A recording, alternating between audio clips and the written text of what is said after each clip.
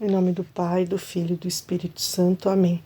Ave Maria, cheia de graças, o Senhor é convosco. Bendita sois vós entre as mulheres, e bendito é o fruto do vosso ventre, Jesus. Santa Maria, Mãe de Deus, rogai por nós, os pecadores, agora e na hora de nossa morte. Amém. Hoje nós vamos ler os capítulo 7, que é o último capítulo da segunda sessão, a queda. Deus é infinitamente bom e todas as suas obras são boas. Todavia, ninguém escapa à experiência do sofrimento, dos males existentes na natureza, que aparecem ligados às limitações próprias das criaturas. E, sobretudo, à questão do mal moral. De onde vem o mal? Eu perguntava de onde vem o mal e não encontrava saída, diz Santo Agostinho. E sua própria busca sofrida não encontrará saída, a não ser em sua conversão ao Deus vivo, pois o mistério da iniquidade, segundo Tessalonicenses 2,7, só se explica à luz do mistério da piedade. A revelação do amor divino em Cristo manifestou ao mesmo tempo a extensão do mal e a superabundância da graça. Precisamos, pois, abordar a questão da origem do mal, fixando o olhar de nossa fé naquele que só ele é o vencedor do mal. Onde o pecado abundou, a graça superabundou. A realidade do pecado. O pecado está presente na história do homem. Seria inútil tentar ignorá-lo ou dar a esta realidade obscura outros nomes. Para tentarmos compreender o que é pecado, é preciso, antes de tudo, reconhecer a ligação profunda do homem com Deus. Pois fora desta relação, o mal do pecado não é desmascarado, e em sua verdadeira identidade de recusa e de oposição a Deus, embora continue a pesar sobre a vida do homem e sobre a história. A realidade do pecado, e mais particularmente a do pecado das origens, só se entende à luz da revelação divina. Sem o conhecimento de Deus que ela nos dá, não se pode reconhecer com clareza o pecado e somos tentados a explicá-lo unicamente como uma falta de crescimento, como uma fraqueza psicológica, um erro e consequência necessária de uma estrutura social inadequada, etc. Somente à luz do desígnio de Deus sobre o homem, compreende-se que o pecado é um abuso da liberdade que Deus dá às pessoas criadas para que possam amá-lo e amar-se mutuamente. O pecado original, uma verdade essencial da fé. Com o progresso da revelação é esclarecida também a realidade do pecado. Embora o povo de Deus do Antigo Testamento, conhecido a dor da condição humana à luz da história da queda narrada no Gênesis, não era capaz de entender o significado último desta história, que só se manifesta plenamente à luz da morte e ressurreição de Jesus Cristo. É preciso conhecer a Cristo como fonte de graça para conhecer Adão como fonte do pecado. É o Espírito Paráclito enviado por Cristo ressuscitado, que veio estabelecer a culpabilidade do mundo a respeito do pecado. João 16:8. Ao revelar aquele que é o Redentor do mundo. A doutrina do pecado original é, por assim dizer, o reverso da boa notícia de que Jesus é o Salvador de todos os homens, de que todos têm necessidade da salvação e de que a salvação é oferecida a todos graças a Cristo. A Igreja que tem o senso de Cristo sabe perfeitamente que não se pode atentar contra a revelação do pecado original sem atentar contra o mistério de Cristo. Para ler o relato da queda. O relato da queda em Gênesis 3 utiliza uma linguagem feita de imagens, mas afirma um acontecimento primordial, um fato que ocorreu no início da história do homem. A revelação dá-nos a certeza de fé de que toda a história humana está marcada pelo pecado original cometido livremente por nossos primeiros pais. A queda dos anjos. Por trás da opção de desobediência de nossos primeiros pais, há uma voz sedutora que se opõe a Deus e que, por inveja, os faz cair na morte. A Escritura e a tradição da Igreja veem neste ser um anjo destronado, chamado Satanás ou Diabo. A igreja ensina que ele tinha sido anteriormente um anjo bom, criado por Deus. Com efeito, o diabo e outros demônios foram por Deus criados bons em sua natureza, mas se tornaram maus por sua própria iniciativa. A Escritura fala de um pecado desses anjos. Essa queda consiste na opção livre desses espíritos criados, que rejeitaram radical e irrevogavelmente a Deus e seu reino.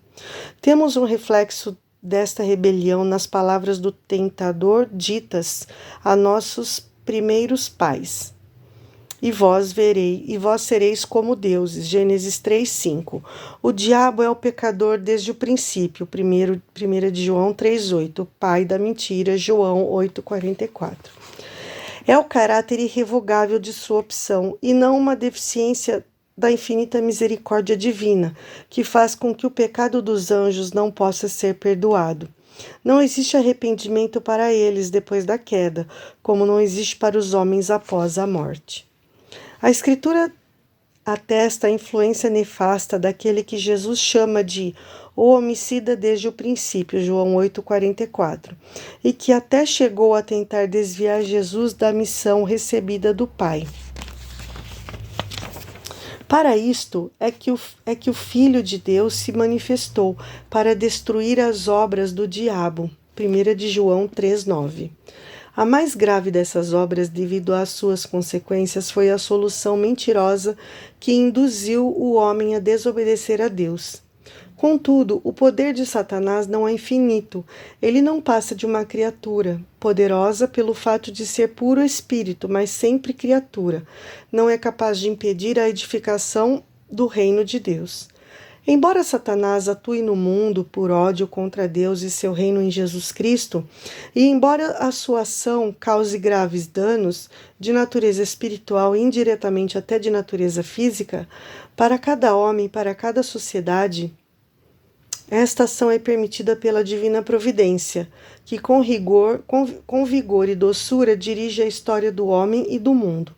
A permissão divina da atividade diabólica é um grande mistério, mas nós sabemos que Deus coopera em tudo para o bem daqueles que o amam. Romanos 8:28. O pecado original. A liberdade posta à prova. Deus criou o homem à sua imagem e o constituiu em sua amizade. Criatura espiritual, o homem só pode viver esta amizade como livre submissão a Deus. É o que exprime a proibição feita ao homem de comer da árvore do conhecimento do bem e do mal, pois no dia em que dela comeres terás de morrer. Gênesis 2:17. A árvore do conhecimento do bem e do mal, Gênesis 2:17, evoca simbolicamente o limite intransponível que o homem, como criatura, deve livremente reconhecer e respeitar com confiança. O homem depende do Criador, está submetido às leis da criação e às normas morais que regem o uso da liberdade. O primeiro pecado do homem. O homem tentado pelo diabo deixou morrer em seu coração a confiança em seu Criador. E, abusando de sua liberdade, desobediência ao mandamento de Deus, foi nisto que constituiu o primeiro pecado do homem. Todo pecado daí em diante será uma desobediência a Deus e uma falta de confiança em sua bondade.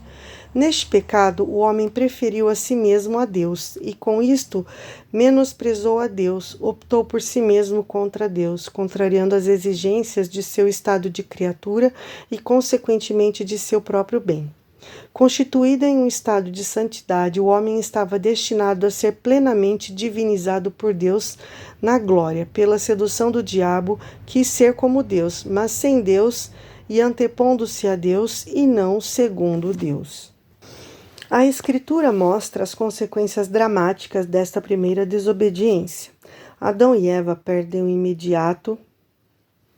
de imediato a graça da santidade original. Tem medo deste Deus, do qual fizeram uma falsa imagem, a de um Deus enciumado de suas prerrogativas. A harmonia na qual estavam estabelecida graças à justiça original está destruída. O domínio das faculdades espirituais da alma sobre o corpo é rompido. A união entre o homem e a mulher é submetida a tensões. Suas relações serão marcadas pela cupidez e pela dominação. A harmonia com a criação está rompida. A criação visível tornou-se para o homem estranha e hostil. Por causa do homem, a criação está submetida à servidão da corrupção. Finalmente vai realizar-se a consequência explicitamente anunciada para o caso de desobediência. O homem voltará ao pó do qual é formado. A morte entra na história da humanidade. A partir do primeiro pecado, uma verdadeira invasão do pecado inunda o mundo. O fratricídio cometido por Caim contra Abel. A corrupção universal em decorrência do pecado. Na história de Israel, o pecado se manifesta frequentemente e sobretudo, com uma infidelidade ao Deus da aliança e como transgressão da lei de Moisés, e mesmo após a redenção do Cristo. Entre os cristãos, o pecado se manifesta de muitas maneiras. A Escritura e a tradição da Igreja não cessam de recordar a presença e a universalidade do pecado na história do homem. O que nos é manifestado pela revelação divina concorda com a própria experiência, pois o homem, olhando para o seu coração, descobre-se também inclinado ao mal e mergulhado em múltiplos males que não podem provir de seu Criador, que é bom. Recusando-se muitas vezes a reconhecer Deus como seu princípio, o homem destruiu a devida ordem em relação ao fim último e, ao mesmo tempo, toda a sua harmonia consigo mesmo, com os outros homens e com as coisas criadas. Consequência do pecado de Adão para a humanidade. Todos os homens estão implicados no pecado de Adão. São Paulo o afirma: pela desobediência de um só homem, todos se tornaram pecadores. Romanos 5,19. Como por meio de um só homem o pecado entrou no mundo, e pelo pecado a morte, assim a morte passou para todos os homens, porque todos pecaram. Romanos 5,12. A universalidade do pecado e da morte, o apóstolo opõe a universalidade da salvação em Cristo. Assim como da falta de um só resultou a condenação de todos os homens, do mesmo modo, da obra de justiça de um só, a de Cristo, resultou para todos os homens justificação que traz a vida. Romanos 5,18. Na linha de São Paulo, a Igreja sempre ensinou que a imensa miséria que oprime os homens e sua inclinação para o mal e para a morte são incompreensíveis, a não ser referindo-se ao pecado de Adão, e sem o fato de que este nos transmitiu um pecado que por nascença nos afeta a todos e é a morte da alma. Em razão desta certeza de fé, a Igreja ministra o batismo para a remissão dos pecados, mesmo às crianças que não cometeram pecado pessoal. De que maneira o pecado de Adão se tornou o pecado de todos os seus descendentes? O gênero humano inteiro é um Adão como um só corpo de um só homem. Em virtude desta unidade do gênero humano, todos os homens estão implicados no pecado de Adão, como todos estão implicados na justiça de Cristo. Contudo, a transmissão do pecado original é um mistério que não somos capazes de compreender plenamente. Sabemos, porém, pela revelação, que Adão havia recebido a santidade e a justiça originais não exclusivamente para si, mas para toda a natureza humana. Ao ceder ao tentador, Adão e Eva cometeram um pecado pessoal. Mas este pecado afeta a natureza humana, que vão transmitir em um estado decaído. É um pecado que será transmitido por propagação à humanidade inteira, isto é, pela transmissão de uma natureza humana privada da santidade e da justiça originais. E é por isso que o pecado original é denominado pecado de maneira analógica. É um pecado contraído e não cometido, um estado e não um ato. Embora próprio de cada um, o pecado original não tem em nenhum descendente de Adão um caráter de falta pessoal. É a privação da santidade e da justiça originais, mas a natureza humana não é totalmente corrompida. Ela é lesada em suas próprias forças naturais, submetida à ignorância, ao sofrimento e ao império da morte, e inclinada ao pecado. Esta propensão ao mal é chamada concupiscência. O batismo, ao conferir a vida da graça de Cristo, apaga o pecado original e faz o homem voltar para Deus. Porém, as consequências de tal pecado sobre a natureza, enfraquecida e inclinada ao mal, permanecem no homem e o incitam ao combate espiritual. A doutrina da Igreja sobre a transmissão do pecado original adquiriu precisão sobretudo no século V, em especial sob o impulso da reflexão de Santo Agostinho contra o pelagianismo e no século XVI em oposição à reforma protestante. Pelágio sustentava que o homem podia, pela força natural de sua vontade livre, sem a ajuda necessária da graça de Deus, levar uma vida moralmente boa. Limitava assim a influência da falta de Adão à de um mau exemplo. Os primeiros reformadores protestantes, ao contrário, ensinavam que o homem estava radicalmente pervertido e sua liberdade anulada pelo pecado original. Identificavam o pecado herdado por cada homem com a tendência ao mal, concupiscência, que seria insuportável. A Igreja pronunciou-se especialmente sobre o sentido do dado revelado no tocante ao pecado original no Segundo Concílio de Oranges, em 529, e no Concílio de Trento, em 1546. O duro combate. A doutrina sobre o pecado original, ligada à doutrina da redenção por meio de Cristo, propicia um olhar de discernimento lúcido sobre a situação do homem e de sua ação no mundo. Pelo pecado dos primeiros pais, o diabo adquiriu certa dominação sobre o homem, embora este último permaneça livre. O pecado original acarreta a servidão debaixo do poder daquele que tinha o império da morte, isto é, do diabo. Ignorar que o homem tem uma natureza lesada e inclinada ao mal dá lugar a graves erros no campo da educação, da política, da ação social e dos costumes. As consequências do pecado original e de todos os pecados pessoais dos homens conferem ao mundo em seu conjunto uma condição pecadora que pode ser designada com a expressão de São João, o pecado do mundo, João 1,29. Com esta expressão quer-se exprimir também a influência negativa que exercem sobre as pessoas e as situações comunitárias e as estruturas sociais, que são o fruto dos pecados dos homens. Esta situação dramática do mundo que inteiro está sob o poder do maligno, 1 de João 5,19, faz da vida do homem um combate. Uma luta árdua contra o poder das trevas perpetua a história universal da humanidade. Iniciada desde a origem do mundo, vai durar até o último dia, segundo as palavras do Senhor. Inserido nesta batalha, o homem deve lutar sempre para aderir ao bem.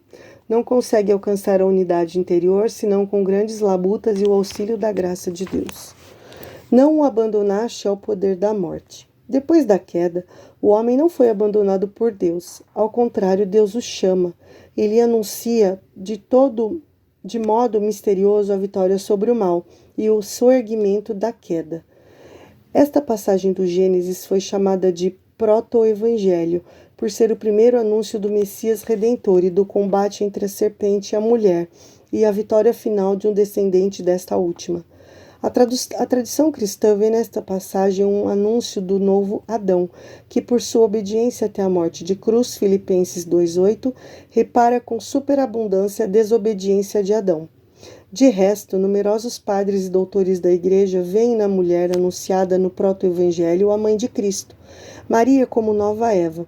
Foi ela que primeiro e de uma forma única se beneficiou da vitória sobre o pecado conquistada por Cristo. Ela foi preservada de toda a mancha do pecado original e durante toda a vida terrestre, por uma graça especial de Deus, não cometeu nenhuma espécie de pecado. Mas por que Deus não impediu o primeiro homem de pecar? São Leão Magno responde: a graça inefável de Cristo deu-nos bens melhores do que aqueles que a inveja do demônio nos havia subtraído. E Santo Tomás de Aquino: nada obsta a que a natureza humana tenha sido destinada a um fim mais elevado após o pecado.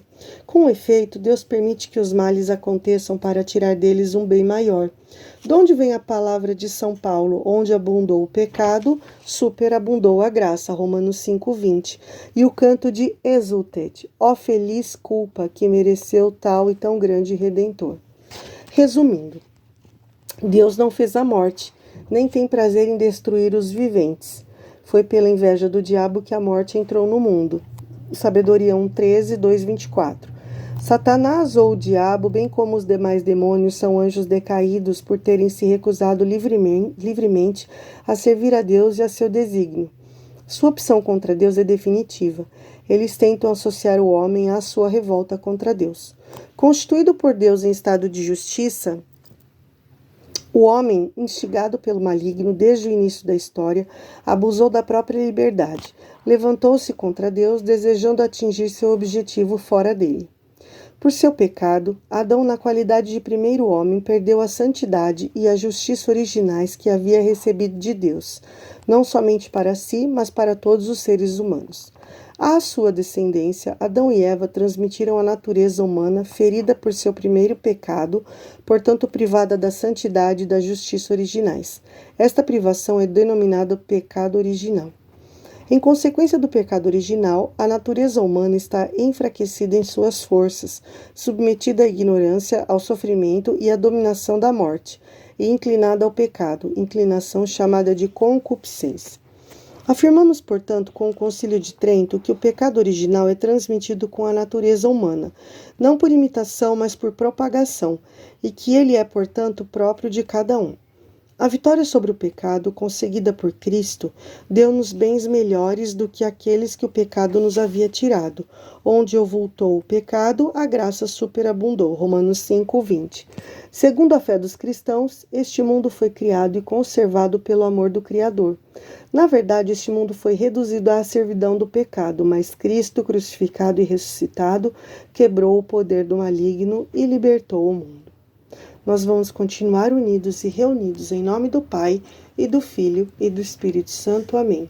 Louvado seja o nosso Senhor Jesus Cristo, e para sempre seja louvado, e sua Mãe Maria Santíssima, e o seu castíssimo esposo São José. Até o próximo áudio. Deus abençoe a todos.